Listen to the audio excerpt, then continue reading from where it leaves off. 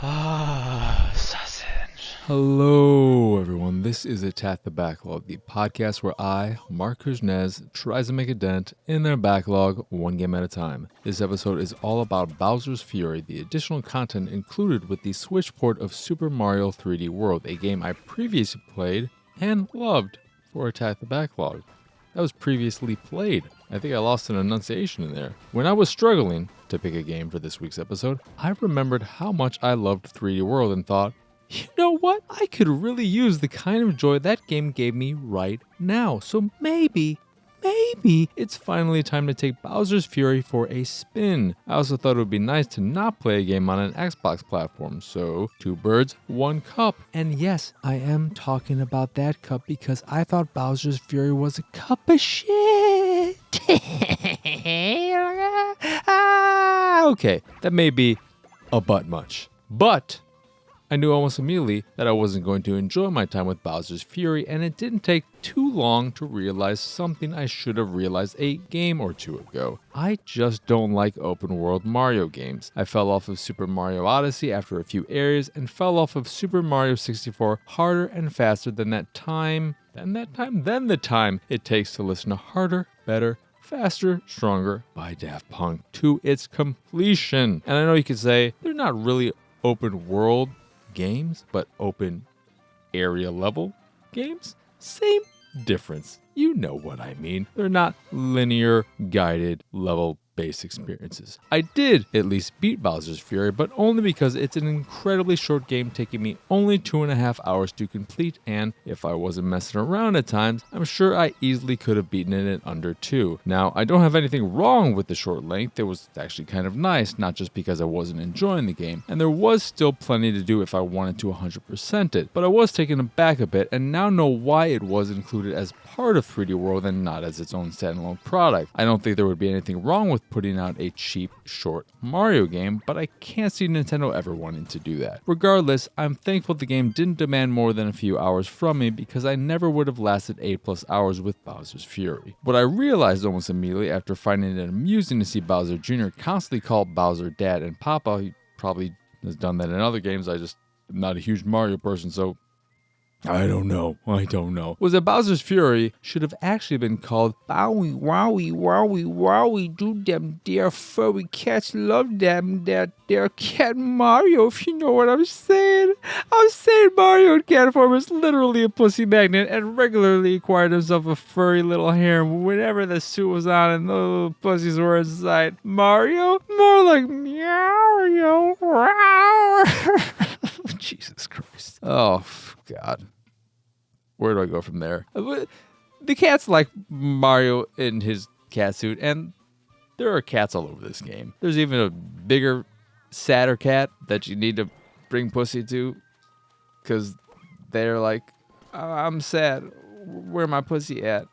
And then you bring them the pussy, and they're like, oh yeah. Inappropriate jokes aside, when talking about a game made for the whole family, unless your name is Sunny, in which case, even family means you know what you did. What killed Bowser's Fury for me was not only the fact that I couldn't kill Bowser when he got all furious no matter how fast I went, but that the world was boring. Having this large world when compared to a traditional level full of little level-like areas to go through made those smaller areas feel less special and less authored than your more traditional guided and linear level. Since everything was attached together, even if areas were broken up into their own respective islands, I never felt like any particular part was as special and as handcrafted as I did when playing most of the levels in 3D World. Every area felt more designed for being in this open space with little nooks and crannies I never cared to find and a camera that got more in the way than it did in 3D World. Pro tip, go into the settings immediately and change camera sensitivity to super high if you don't want camera movement that feels slow, sluggish, and awful. Once I realized what Bowser's Fury was, a simple collectathon, I became sad. Sad because I don't think that's what makes good Mario games good. What makes a good Mario game good is creative level design and just the right amount of challenge, both of which are missing from Bowser's Fury. Not a single second of it is challenging, in part because this is something in 3D World.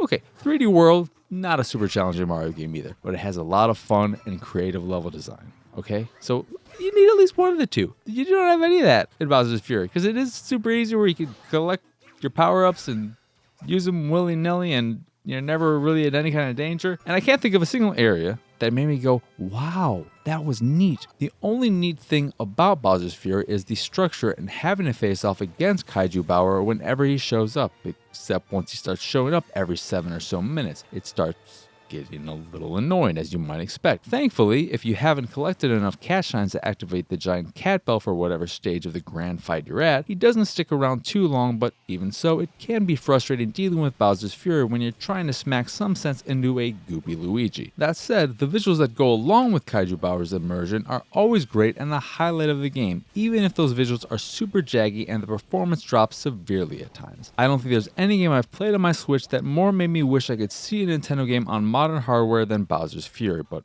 I also haven't played much, so take that as you will. In the end, I had an okay enough time with Bowser's Fury to see credits roll, but once they stopped rolling and I saw I still had 50 more cat shines I could find, I turned off my Switch and said, thanks, but no thanks. I still love Super Mario 3D World and I'm beyond excited about Super Mario Wonder, but I can't say the same about Bowser's Fury, and nothing makes me more furiously sadder than that. I'll leave you with one positive note before I wrap this up. One of the things I discovered right off the bat, and this is something that is very true of the 3D World game and Bowser's Fury, is that there is a lot of love put into these little animations and just the little details, like when you fall from a very high point, Mario does a little ta-da, and I thought that was cute. But you know what's not cute? Me. Anyway, that will do it for this here episode of Attack the Backlog. I don't know what that pause was for. It's because I realized that I actually said or put in my script any meow instead of anyway, and I forgot to do it, and then I was thinking, do I backtrack? And instead of backtracking or doing it and then editing out the first attempt, I decided to explain it all and give you the worst of both worlds. Any meow. My name is once again. I am once again. And my name is once again. My name is not once again. My name is Mark Kuznez.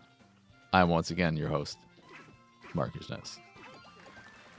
If you enjoyed this here episode or any of the stuff I do and what have you, you can support me and my nonsense over at patreon.com/PXS. In addition to Patreon, a link to that, that is, you get some links to the site, the YouTube, the Discord, so much more over at pxsausage.com.